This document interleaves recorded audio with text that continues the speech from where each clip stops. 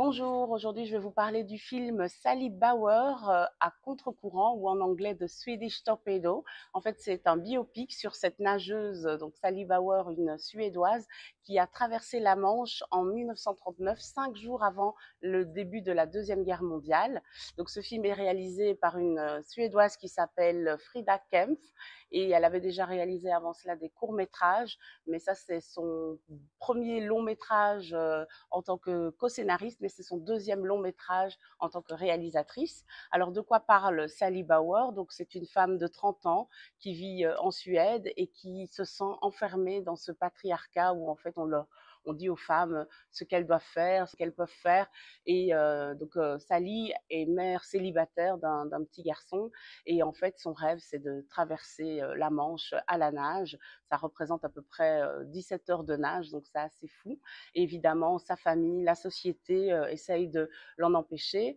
Elle a un amoureux qui est en fait le père de son fils, qui lui l'encourage vivement à participer d'abord à une nage, à un concours qui s'appelle Kattegat, qu'elle remporte pour pouvoir traverser la Manche, parce qu'il faut évidemment être sponsorisé. Mais je ne vais pas vous spoiler, évidemment. Le film parle de plein de choses, de thématiques très variées, évidemment. La natation, comment se dépasser grâce au sport, comment réaliser ses rêves, parce qu'évidemment, on voit à quel point la protagoniste, interprétée par la magnifique comédienne Joséphine Nelden, que je ne connaissais pas, mais qui est très connue en Suède, on montre à quel point elle est donc elle étouffe dans cette société patriarcale où on donne des cours pour être une bonne mère, une bonne épouse, etc.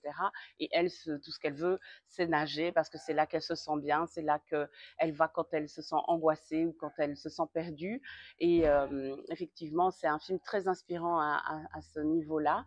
Et ça montre aussi le duel que les mères peuvent ressentir. Et c'est la raison pour laquelle la réalisatrice Frida Kempf a voulu faire ce film. C'était pour montrer à quel point, dès qu'on devient mère, tout à coup, il y a toute une série de choses qu'on ne peut plus faire, ou qu'en tout cas la société considère qu'on ne peut plus faire, qu'on pouvait faire avant, mais que tout à coup, dès qu'on est mère, ben, on ne peut pas prendre des risques inconsidérés, on doit mettre ses enfants en premier. Et donc la réalisatrice voulait aborder cette thématique-là, et quand elle est tombée sur l'histoire de Sally Bauer avec sa co-scénariste, elles se sont dit waouh, ça c'est une magnifique histoire pour illustrer justement ce propos, puisqu'au final, aujourd'hui, les choses n'ont pas tant changé que ça. Il y a eu évidemment des améliorations, surtout dans les pays scandinaves, mais il y a encore du chemin à parcourir. Donc c'est un exploit parce qu'évidemment, elle parcourt cette traversée de la Manche 5 jours avant le début de la Deuxième Guerre mondiale, et donc tout au long du film, on entend des discours en fond qui démontrent que la guerre est en train de se préparer et qu'elle est imminente. Et donc évidemment, c'est un climat un peu anxiogène dans lequel vivent tous les acteurs du film. Ce que j'ai beaucoup aimé, c'est évidemment la, les images, parce qu'il y a de très très belles images, des très beaux plans de paysages, notamment on la voit courir avec son fils et ils arrivent au bord d'une falaise, et ça c'est juste magnifique. La musique est très très belle aussi. Je n'ai pas noté le nom du compositeur, mais en tout cas ça vaut la peine d'y faire attention. Et vraiment le jeu des acteurs est incroyable, comme je disais, donc non seulement Joséphine Elden, mais aussi les autres protagonistes, notamment le petit garçon qui joue son fils aussi. Je trouvais qu'il était très touchant et qu'il jouait très bien. Comme je disais, il y a plusieurs thématiques qui sont abordées. Il y a aussi la thématique de la sororité. Donc Sally Bauer a une grande sœur, et évidemment c'est un peu les conflits amour-haine entre deux sœurs qui ont pris des chemins tout à fait différents. Et voilà, c'est un peu toujours les duels, les sacrifices, les envies d'aller jusqu'au bout de ses rêves. Est-ce qu'on doit ou pas y aller?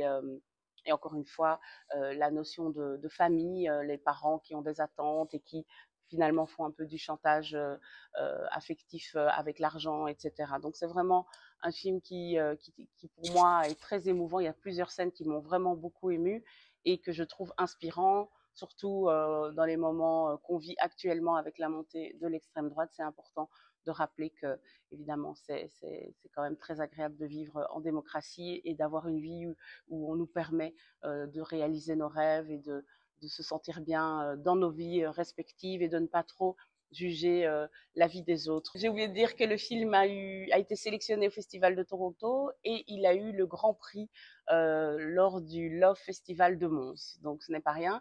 Il sort aujourd'hui, mercredi, dans toutes les salles belges et j'espère que vous irez le voir. En tout cas, je vous le recommande.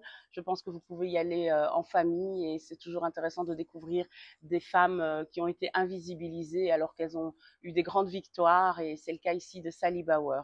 Merci de m'avoir suivi. À très bientôt.